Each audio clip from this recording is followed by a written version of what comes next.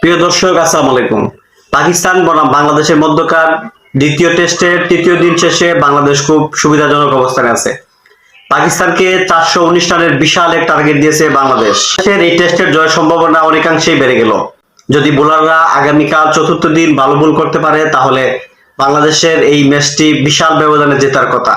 Sylhet test এমনিতেই sporting wicket, সেই হিসাবে বাংলাদেশের বোলাররা যদি ভালো বোলিং করতে পারে তাহলে বাংলাদেশ ম্যাচটি বিশাল ব্যবধানে জিতে যাবে এবং তার ফলে বাংলাদেশের আইসিসি টেস্ট চ্যাম্পিয়নশিপে আরো এক ধাপ এগিয়ে যাবে। তবে এই ম্যাচে সবকিছু ছাপিয়ে মুশফিকুর রহিমের আজকে সেঞ্চুরি, অনবদ্য এক সেঞ্চুরি করলেন আমাদের বাংলাদেশের সেরা ব্যাটার মুশফিকুর রহিম। মুশফিকুর রহিমের তুলনা শুধুই মাত্র মুশফিকুর রহিম, তার সাথে বাংলাদেশের আর কারো তুলনা হয় না। বাংলাদেশের যদি কোনো ডেডিকেট ব্যাটসম্যান থাকে তিনি হলেন মুশফিকুর রহিম। মুশফিকুর রহিম অনন্য, মুশফিকুর রহিম অসাধারণ। এই মুশফিকুর রহিম বাংলাদেশকে শিখিয়েছে প্রথম বাংলাদেশি ব্যাটসম্যান হিসেবে 16,000 রানের স্পর্শ করা। এই মুশফিকুর রহিম বাংলাদেশকে প্রথম শিখিয়েছে টেস্টে 14তম সেঞ্চুরি করা। অবিশ্বাস্য, অসাধারণ। মুশফিকুর রহিমের জন্য প্রাণ খোলা অভিনন্দন থাকলো। সাবেক বোর্ড প্রেসিডেন্ট মিস্টার পাপন সবসময় বলতেন বাংলাদেশের সেরা ব্যাটসম্যান মুশফিকুর রহিম। তাতে বিন্দু পরিমাণ সন্দেহ নেই, বাংলাদেশের এই যাবৎকালের সবচেয়ে সেরা ব্যাটসম্যান মুশফিকুর রহিম। মুশফিকুর রহিম যেন আবারও তা প্রমাণ করলো 22 গজের মাঠে।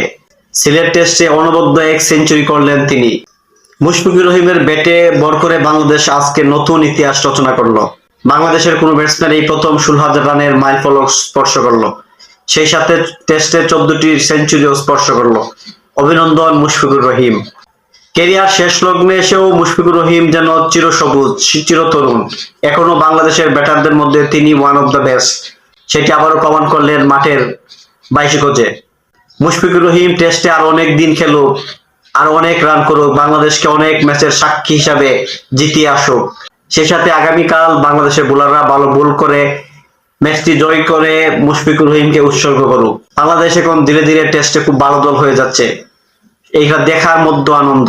বাংলাদেশ সাদা পোশাকে ভালো খেলছে, এটা দেখার মধ্যে শান্তি। সবাইকে ধন্যবাদ।